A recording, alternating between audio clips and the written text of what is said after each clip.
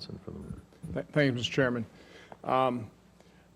I'm new to this issue, so I just want to step back and understand a little bit more of the history, understand a little bit more of the broad range and spectrum of what different countries are doing, what the capabilities are, where they're really getting their supplies, and how it's all been handled. So I'll start with you, Mr. Poneman.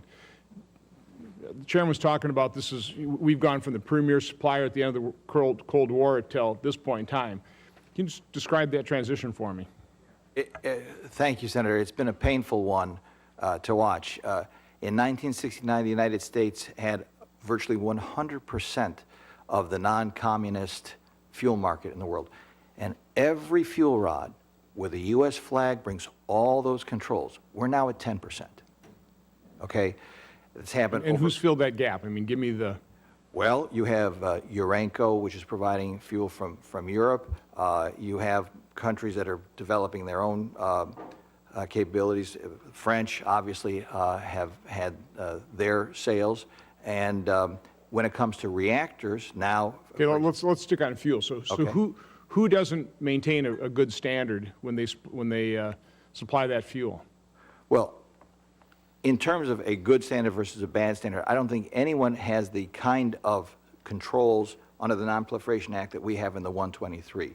We are the only ones who have that kind of extended control over all aspects. And one fuel rod goes into the reactor, and then the whole reactor is safeguarded.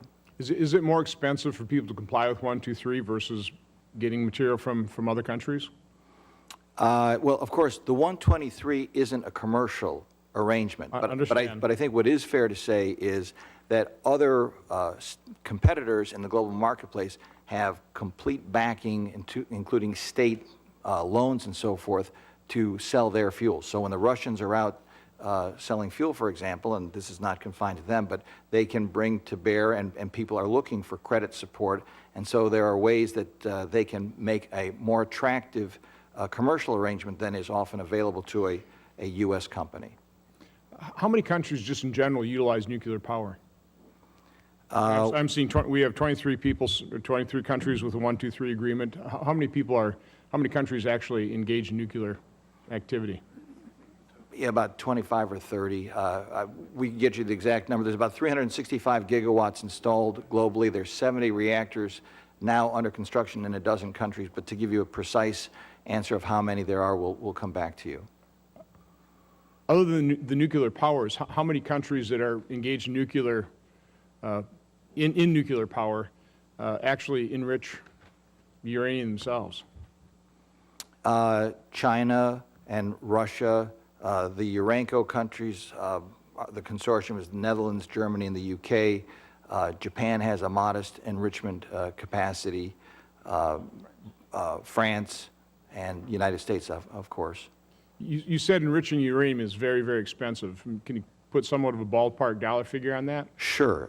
It costs billions of dollars. Rough order of magnitude, you can consider 4 billion, or it could be more.